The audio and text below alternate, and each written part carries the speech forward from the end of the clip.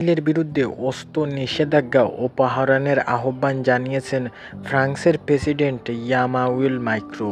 ফরাসি এক গণমাধ্যমকে দেওয়া সাক্ষাৎকারে ম্যাক্রো বলেন, ইসরায়েলকে দেওয়া অস্ত্র দিয়ে দেশটির নিরাপদ ফিলিস্তিনিদেরকে হত্যা করেছে, এখন আবার লেবাননের উপর হামলা শুরু করেছে।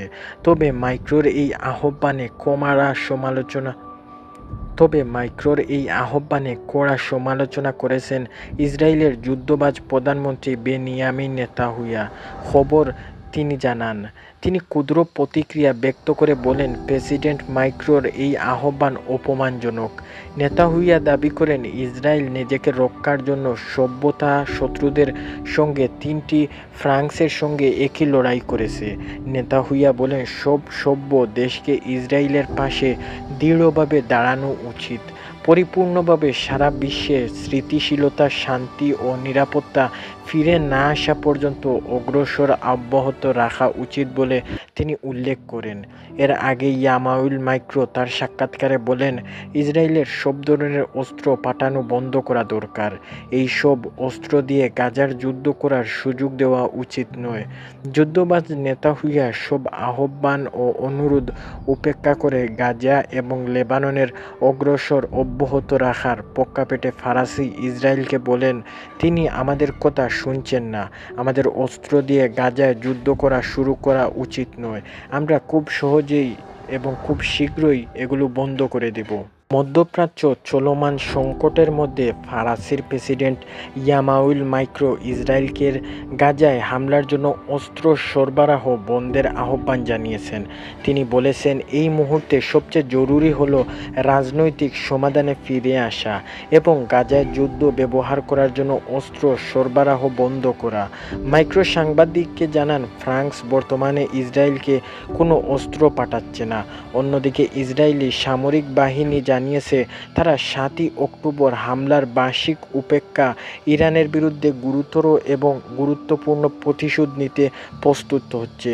ইরানের গত সপ্তাহের ব্যালিস্টিক ক্ষেপণাস্ত্র হামলার জবাব হিসাবে আইডিএফ একটি প্রতিক্রিয়া দেখানোর প্রস্তুতি নিচ্ছে, এটি সামরিক সূত্র জানিয়েছে। আইডিএফ ইসরায়েলি নাগরিকদের এবং ইসরায়েলের বিরুদ্ধে এই অপূর্ব এবং বেআইনি ইরানি হামলার প্রতিক্রিয়া প্রস্তুত করেছে তারা। খবর দ্য গোল্ড ওয়ার্ল্ডের। এই পরিস্থিতিতে লন্ডনের শতাধিক সমর্থকরা একটি বৃহৎ বিক্ষোভের অংশ নিয়েছেন, যা 7 অক্টোবর হামলার বার্ষিক উপেক্ষায় অনুষ্ঠিত হয়। প্রতিবেদনকারীরা বেডওয়ার্ফ এবং স্কয়ার এলাকায় সমবেত হন এবং তাদের হাতে জেনাইসাইডের সাথে আমাদের সম্পর্ক নেই এবং জয় নিয়ম হলো বার্নার এবং লেখা প্ল্যাকার্ড দেখা যায়। এই সময় তারা ফ্রি প্যালেস্টাইন এবং স্লোগান দিচ্ছে। বিক্ষোভের একজন নেতা সমর্থককারীদের উদ্দেশ্যে বলেন, আমরা পুলিশের সাথে কোনো কথাবার্তা বলবো না এবং কাউন্টার প্রতিবেশীদের সাথে যোগাযোগও করব না। আমাদের একসাথে থাকাটাই এই মুহূর্তে নিরাপদ। এরপর সবাই গানের সুরে বলেন, যখন প্যালেস্টাইন এবং আক্রমণের সম্মুখীন হন আমরা কি করি? দাঁড়িয়ে লড়াই করি। যখন লেবানন আক্রমণের সম্মুখীন তখন আমরা কি করি?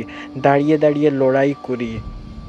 লন্ডনের মেট্রোপলিটন পুলিশ এই বিক্ষোভ ও স্মরণ অনুষ্ঠানকে ঘিরে ব্যাপক নিরাপত্তা ব্যবস্থা জোরদার করেছে। প্রতিবেদনকারীরা জানিয়েছেন, তাদের এই আন্দোলনে গাজায় অস্ত্র সরবরাহ বন্ধের আহ্বান জানানোর অংশ হিসাবে। ইসরায়েল এবং ইরানের মধ্যে উত্তেজনা বাড়বে, বিশেষ করে ইরানের গত সপ্তাহের হামলা, যা ইসরায়েলকে বিভিন্ন সামরিক স্থাপনায় আঘাত করেছে। এই প্রসঙ্গে মার্কিন প্রেসিডেন্ট জো বাইডেন ইরানের তেল স্থাপনা হামলা করার ব্যাপারে সতর্কবার্তা দিয়েছেন এবং বলেছেন, ওয়াশিংটন এই বিষয়ে আলোচনা করেছে।